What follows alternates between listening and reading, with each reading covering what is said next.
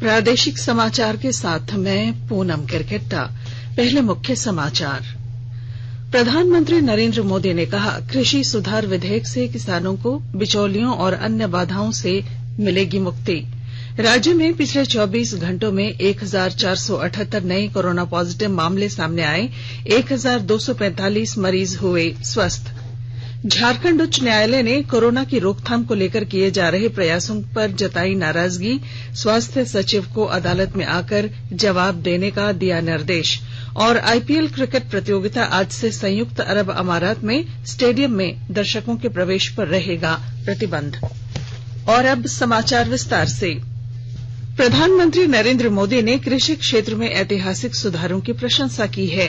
उन्होंने कहा कि किसानों के लिए न्यूनतम समर्थन मूल्य की व्यवस्था जारी रखी जाएगी। उन्होंने कहा कि कृषि सुधार विधेयक से किसानों को सही मायने में बिचौलियों और अन्य बाधाओं से मुक्ति मिलेगी। श्री मोदी ने इस बात पर जोर दिया कि इस कानून से देश के किसान अधिकार संपन्न होंगे और किसानों को नई टेक्नोलॉजी का फायदा मिलना सुनिश्चित किया जा सकेगा। प्रधानमंत्री ने कहा कि इस कानून से किसानों को और ताकत मिलेगी और उनके सामने कई विकल्प खुल जाएंगे।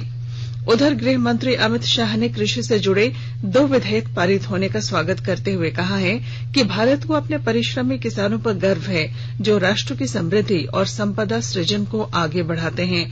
उन्होंने ट्वीट कर कहा कि एनडीए सरकार द्वारा कृषि सुधार के लिए लाए गए विधेयक किसानों के जीवन में एक सकारात्मक बदलाव लाएंगे और उन्हें आत्मनिर्भर बनाएंगे। राज्य में पिछले 24 घंटों के दौरान 1478 नए कोरोना पॉजिटिव मामले सामने आए हैं। वहीं 1245 लोग उपचार के बाद स्वस्थ भी हुए हैं। इस दौरान कोरोना से 6 लोगों की मौत की पुष्टि स्वास्थ्य विभाग ने की है।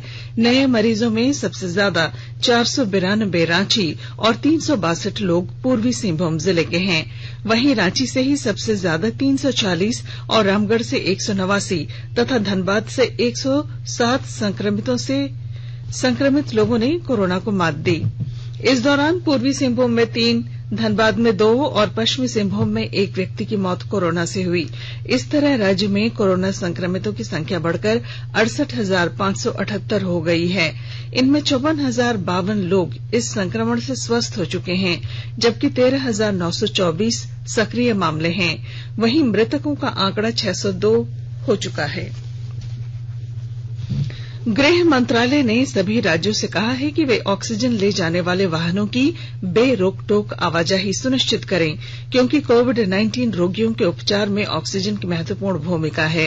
सभी राज्यों के मुख्य सचिवों को लिखे पत्र में केंद्रीय गृह सचिव अजय भल्ला ने कहा कि मेडिकल ऑक्सीजन जन स्वास्थ्य से संबंधित अनिवार्य वस्तु है और इसकी आपूर्ति में रुकावट डालने से देश के अन्य भागों में कोविड-19 रोगियों के उपचार में गंभीर दुष्प्रभाव पड़ सकता है। गृह सचिव ने राज्यों और केंद्र शासित प्रदेशों से भी अनुरोध किया कि वे अपने अपने अधिकार क्षेत्र में ऑक्सीजन की उपलब्धता बढ़ाएं।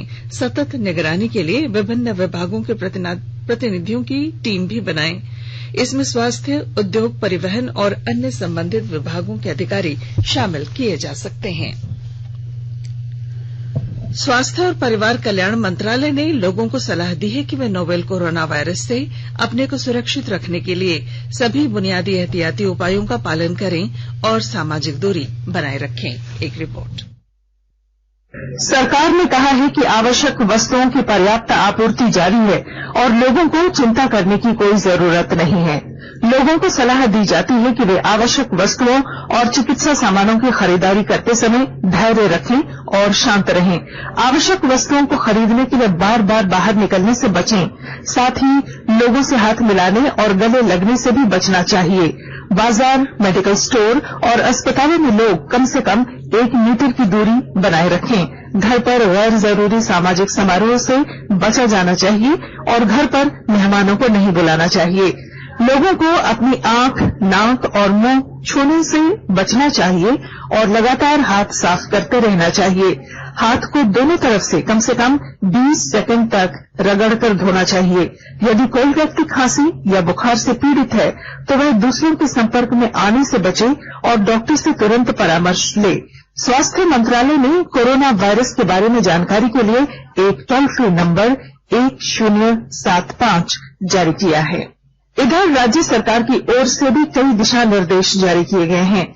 इस सिलसिले में सरकार ने हेल्पलाइन नंबर 181 जारी किया है। सरकार ने कहा है कि कोरोना वायरस से संदिग्ध तौर पर संक्रमित कोई व्यक्ति पाया जाता है तो इसकी सूचना 0651 जो रांची का कोड है और टेलीफोन नंबर 2261-000 तथा 2261-002 के अलावा फैक्स नंबर 2261-856 और मोबाइल नंबर 9955837428 पर दी जा सकती है। आकाशवाणी रांची भी आपसे अपील करता है कि कोविड-19 के संक्रमण से बचने और अन्य लोगों को सुरक्षित रखने के लिए कृपया घर पर ही रहें और सरकारी दिशा निर्देशों का पालन करें। राज्यपाल द्रौपदी मुर्मू ने राज्य के विश्वविद्यालयों में शिक्षकों की प्रोन्नति से जुड़े मामलों को जल्द से जल्द निपटाने का निर्देश झारखंड लोक सेवा आयोग जेपीएससी को दिया है। राज्यपाल ने कल वीडियो कॉन्फ्रेंसिंग के माध्यम से जेपीएससी के अध्यक्ष और सभी सदस्यों के साथ शिक्षकों की प्रोन्नति संबंधी मामलों की समीक्षा की। उधर राज्यपाल ने एसोचैम की ओर से आयोजित skill and vocational training award कार्यक्रम में आर्थिक और सामाजिक विकास के लिए कौशल विकास पर विशेष जोर दिया। उन्होंने कहा कि कौशल विकास युवाओं की प्रतिभाओं को विकसित करने के साथ रोजगार से भी जोड़ता है। कौशल विकास से ही आत्मनिर्भर भारत के सपने पूरे किए जा सकते हैं। हजारीबाग जिले में विकास योजनाओं को गति देने के लिए उपायुक्त ने अधिकारियों के साथ बैठक की। ब्यौरे के साथ हमारे संवाददाता। हजारीबाग के उपायुक्त आदित्य कुमार आनंद ने योजना की गुणवत्ता सुनिश्चित करने का निर्देश दिया है। साथ ही समय पर योजनाओं को पूर्ण करने पर भी जोर दिया है। उपायुक्त विभिन्न विभागों के तकनीकी अधिकारियों व अभियंताओं की बैठक में उपरोक्त बातें बोल रहे थे। उन्होंने योजनाओं को प्राथमिकता के स्तर पर पूर्ण कर विभागों को हैंड ओवर करने की भी बात कही। पर्यटन से संबंधित योजनाओं के लिए प्राप्त 2.5 करोड़ रुपए की राशि का उपयोग नहीं करने पर उपायुक्त ने नाराजगी जताई। उपायुक्त ने योजनाओं को शीघ्र प्रारंभ करने का निर्देश दिया। उपायुक्त ने बिजली एवं भवन निर्माण की समीक्षा के दौरान नवनिर्मित समाहरणालय भवन में 1 सप्ताह में कार्य पूर्ण करने की बात भी कही। सज्जन कुमार, आकाशवाणी समाचार, हजारीबाग। नेतरहाट आवासीय विद्यालय के मनीष कुमार कटियार 10वीं बोर्ड और गिरिडीह जिले के सरिया के रहने वाले अमित कुमार 12वीं में ओवरऑल स्टेट टॉपर बने हैं। झारखंड एकेडमिक काउंसिल जैक ने उत्तर पुस्तिकाओं की स्क्रूटनी के बाद कल स्टेट टॉपरों के नामों की घोषणा कर दी। 23 सितंबर को विधानसभा में आयोजित होने वाले समारोह में मैट्रिक और इंटर की परीक्षा में पहला, दूसरा और तीसरा स्थान हासिल करने वालों को शिक्षा मंत्री सम्मानित करेंगे।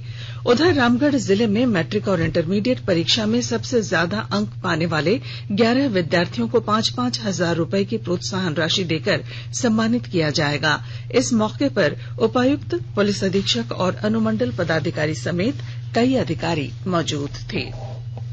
आकाशवाणी के ताजा तरीन समाचारों के लिए आप हमारी वेबसाइट newsonair.com पर लॉग ऑन कर सकते हैं। ताजा समाचार Twitter handle @AIR News Alerts और Facebook page all India radio news पर भी उपलब्ध है। आप प्रादेशिक समाचार एकांश के ट्विटर हैंडल @AIR News_Ranchi और Facebook page AIR News Ranchi के अलावा YouTube channel regional news unit Ranchi पर भी हमारे बुलेटिन सुन सकते हैं।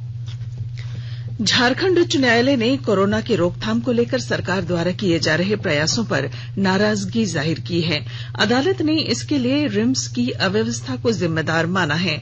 मुख्य न्यायाधीश डॉ रवि रंजन और न्यायाधीश सुजीत नारायण प्रसाद की अदालत ने कोविड-19 के बढ़े संक्रमण को लेकर स्वतः संज्ञान से दर्ज जनहित याचिका पर सुनवाई करते हुए कहा कि रिम्स में वीआईपी मरीजों को सारी सुविधाएं दी जा रही हैं, लेकिन आम मरीजों के इलाज में कोताही बरती जा रही है।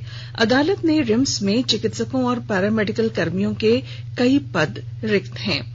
कर्मियों की अधिक क्षमता में यहां मरीजों का इलाज किया जा रहा है। अदालत ने इस मामले को लेकर स्वास्थ्य सचिव और रिम्स के प्रभारी निदेशक से 1 अक्टूबर को अदालत में हाजिर होकर जवाब देने को कहा है। खूंटी जिले में भूमि अधिग्रहण, भू स्वामित्व प्रमाण पत्र और राशि उपलब्धता को लेकर उपायुक्त ने अधिकारियों के साथ बैठक की। विस्तृत ब्यौरा दे रही हैं हमारी खूंटी संवाददाता। खूंटी उपायुक्त शशि रंजन की अध्यक्षता में कार्यालय कक्ष में भू अर्जन से संबंधित विभिन्न विषयों की समीक्षा बैठक आयोजित की गई। इसमें प्रमुख रूप से नॉलेज सिटी के संबंध में किए गए सभी कार्यों की बिंदुवार समीक्षा की गई। साथ ही बैठक के दौरान भूमि अधिग्रहण, भू स्वामित्व प्रमाण पत्र, राशि उपलब्धता आदि के संबंध में विस्तृत चर्चा की गई। साथ ही उपायुक्त द्वारा निर्माणाधीन पथ चौड़ीकरण की प्रगति की समीक्षा की गई। इसी कड़ी में उपायुक्त द्वारा अपर समाहर्ता अरविंद कुमार एवं भू अर्जन पदाधिकारी जितेंद्र मुंडा से परियोजनाओं के लिए भूमि हस्तांतरित से संबंधित जानकारी ली गई। साथ ही ठोस अपशिष्ट प्रबंधन परियोजना की पहुंच पथ व खूंटी तमाड़ परियोजना की माइक्रो प्लान आदि के लिए अवार्ड घोषित कर मुआवजा भुगतान जारी है। ज्योत्सना शीला, आकाशवाणी समाचार, खूंटी। गढ़वा जिले के मेराल थाना क्षेत्र स्थित कुसमही गांव में अवैध रूप से चल रही मिनी गन फैक्ट्री का उद्भेदन करने का पुलिस ने सफलता पाई है। जिले के पुलिस अधीक्षक को मिली गुप्त सूचना के आधार पर वहां छापेमारी की गई और 3 देसी निर्मित कट्टा, 1 पिस्टल, 3 अर्ध निर्मित कट्टे, 3 लेथ मशीन और हथियार बनाने की भाटी समेत अन्य सामान बरामद किए गए। इस संबंध में 8 लोगों को पुलिस ने गिरफ्तार किया है। गढ़वा जिले के मेराल थाना क्षेत्र स्थित राजबंधा गांव में डायन बिसाही के विवाद में 2 भाइयों ने अपने ही भाई की हत्या कर दी। मामले की जानकारी मिलने के बाद पुलिस हत्या के आरोपियों की गिरफ्तारी को लेकर संभावित ठिकानों पर छापेमारी कर रही है। उधर जिले के ही डंडई प्रखंड के जरही गांव में मधुमक्खियों के झुंड के काटने से एक दंपति की मौत हो गई। यह घटना उस समय हुई जब वे जलावन के लिए लकड़ियां लाने जंगल गए थे। क्रिकेट। आईपीएल क्रिकेट प्रतियोगिता आज से संयुक्त अरब अमारात में शुरू हो रही है। 53 दिनों तक चलने वाले इस टूर्नामेंट के पहले मैच में आज अबुधाबी में मुंबई इंडियंस का सामना चेन्नई सुपर किंग्स से होगा। अंतर्राष्ट्रीय क्रिकेट को अलविदा कहने के बाद महेंद्र सिंह धोनी पहली बार क्रिकेट के मैदान पर नजर आएंगे। यह मैच भारतीय समय के अनुसार शाम 7:30 बजे से खेला जाएगा। आईपीएल के सभी मैचों को लेकर स्टेडियम में दर्शकों के प्रवेश पर पाबंदी रहेगी। और अब संक्षिप्त खबरें। विधानसभा में नियंत्रक महालेखा परीक्षक की रिपोर्ट 21 सितंबर को पेश की जाएगी। सदन के पटल पर रखी जाने वाली 4 रिपोर्ट में वित्त वर्ष 2017-18 की 3 और 2019-20 की 1 रिपोर्ट होगी। रांची विश्वविद्यालय में चांसलर पोर्टल के जरिए स्नातक में नामांकन की अंतिम तारीख तीसरी बार बढ़ाकर 25 सितंबर कर दी गई है। विद्यार्थी अपनी पसंद के महाविद्यालय में नामांकन के लिए आवेदन दे सकते हैं। पीएम केयर रिलीफ फंड के नाम पर 50 लाख रुपए की ठगी करने वाले 2 साइबर अपराधियों को हजारीबाग पुलिस ने बिहार के मुजफ्फरपुर से गिरफ्तार किया है। इन अपराधियों के पास से 2 लैपटॉप, 7 सिम कार्ड और 8 एटीएम कार्ड मिले हैं। गोड्डा जिले के पौड़ियाहाट थाने के हंसडीहा भागलपुर मुख्य मार्ग पर कमराडोल गांव के पास एक हाइवा की चपेट में आने से एक ऑटो चालक की मौत हो गई। और अब बुलेटिन के आखिर में अखबारों की सुर्खियां।